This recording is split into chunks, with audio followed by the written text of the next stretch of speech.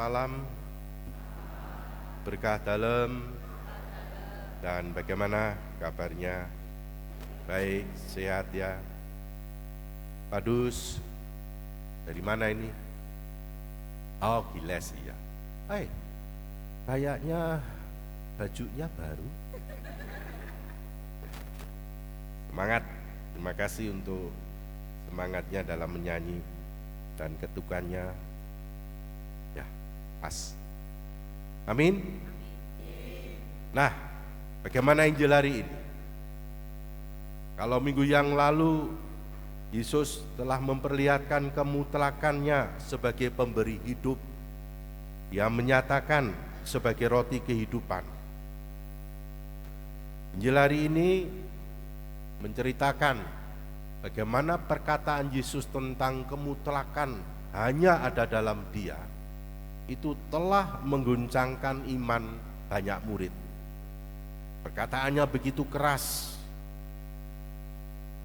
Yesus menegaskan bahwa kata-kata ini hanya bisa diterima kalau mereka menerima Dia sebagai yang berasal dari atas. Kata-kata Yesus bisa terima hanya kalau kita ini juga diberi anugerah iman.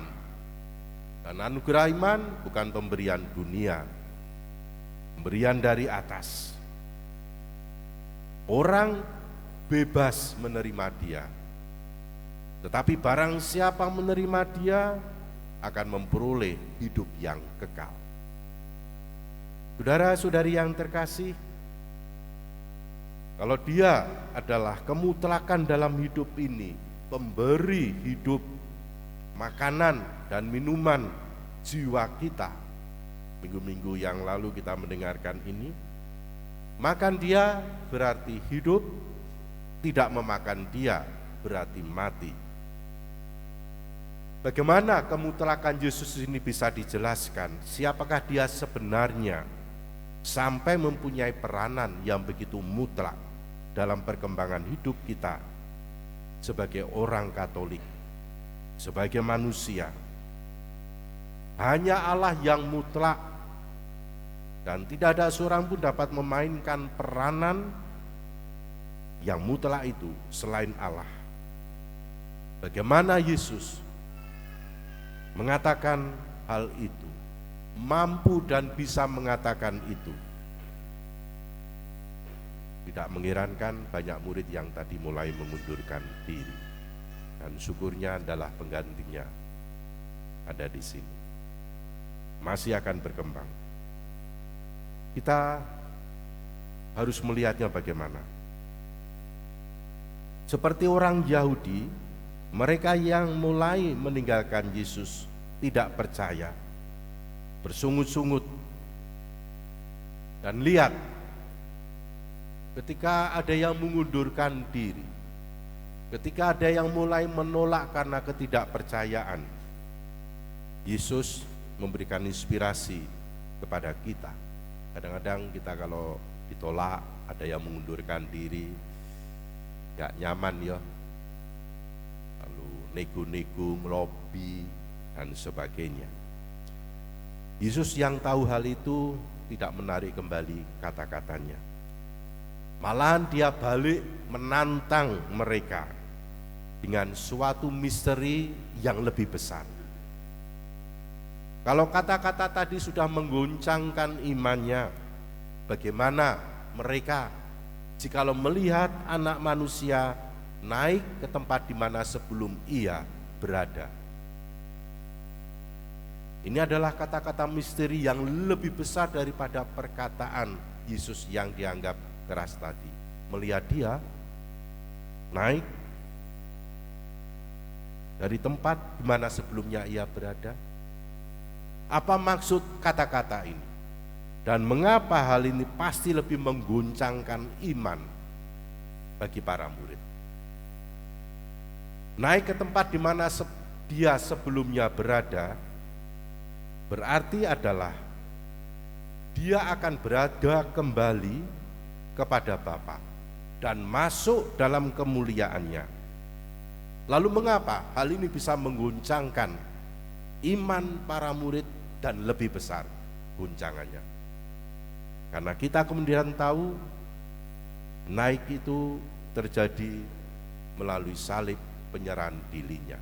Dan kita paham bagaimana yang terjadi. Keguncangan iman para murid meninggalkan mereka semua, termasuk yang 12 tadi yang masih bertahan, sementara banyak murid yang lain mulai mengundurkan diri. Orang Yahudi bersungut-sungut. Dan memang benar misteri bahwa dia akan naik ke tempat di mana dia berada sebelumnya. Artinya apa? Yaitu penyerahan dirinya disalibkan. Dan kemana 12 rasul itu? Lebih besar guncangannya. Berapa lama mereka harus tinggal dalam ketakutan, rumah yang terkunci, dan berapa kali Yesus menampakkan diri dalam kebangkitannya. Hanya sekian wanita yang tetap setia. Berbahagialah para wanita, karena Anda adalah juga menjadi pengalaman iman, mengalami melihat Yesus yang naik ke tempat dia sebelumnya berada. Betapa salib telah mengguncangkan iman para murid, dan itu akan selalu mengguncangkan iman sepanjang masa sampai hari ini. Maka mengapa orang Katolik tidak jarang sharing? Karena suatu kondisi tertentu, beratnya perkara yang dihadapi, padahal bukan dari kesalahan orang tua, mungkin kelemahan anak, dosa anak, kesalahan anak. Orang tua kerap kali, ya ini mungkin salib kami sebagai orang tua. Berapa lama Anda kemudian bisa menyatakan itu, mengungkapkan dengan penuh iman? Padahal sebelumnya betapa Anda sangat guncang dengan apa yang terjadi, menyikapinya, mencari solusi. Salib memang mengguncangkan iman. Saudara-saudari yang terkasih, kata-kata Yesus tadi diteruskan dengan pernyataannya tentang apa? Tentang perbedaan antara roh dan daging, serta apa yang sebenarnya menjadi bobot dari kata-katanya tersebut. Kata-katanya itu memang mengatasi apa yang dipikirkan manusia, karena apa yang dipikirkan manusia bisa dapat dikatakan hanyalah bersifat kedagingan. Lihat pengalaman kita ketika kita masih dalam keguncangan iman, kita selalu mengukur, menghitung, mencoba menyelesaikan dengan apa? Pikiran kita, dengan kedagingan yang ada. Untuk memahami apa yang terjadi, kita tidak bisa mengatasi sesuai dengan kemampuan kita. Berarti bobotnya apa yang harus kita temukan. Karena kata-kata Yesus memang mengatasi apa yang dipikirkan oleh manusia. Firman-Nya adalah benar-benar roh dan hidup. Artinya apa? Orang yang berani percaya, menerima dia berasal dari atas, akan mengalami apa? Firman yang ia sabdakan itu adalah sungguh-sungguh roh dan hidup, memberikan semangat dan kehidupan. Lihat, ketika kita masih berpijak dengan suatu perkara mengguncang iman dan mencarinya selalu dengan solusi kedagingan, kita akan gak pernah damai dengan konflik, dengan kondisi.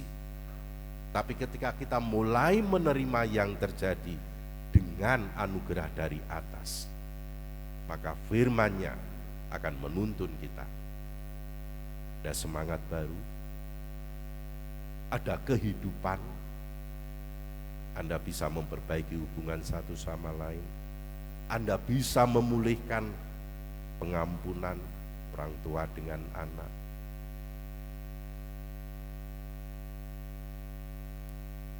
Kapan itu bisa terjadi? Kalau kita percaya, kalau kita menerima Dia sebagai yang berasal dari Allah, maka saat itulah kata-katanya tidak akan lagi mengguncangkan iman kita. Perkataannya menjadi roh dan hidup bagi kita. Lihat pengalaman para murid 40 hari, dan setelah itu pengalaman kebangkitan Tuhan, melihatnya. Apa yang terjadi? Mereka mempunyai semangat, mereka mempunyai hidup. Setiap kali itu saya lihat, saya alami. Ketika salib terjadi dalam keluarga, ketika ada satu yang dipanggil oleh Tuhan, sementara masih banyak rencana dalam pikiran kemanusiaan.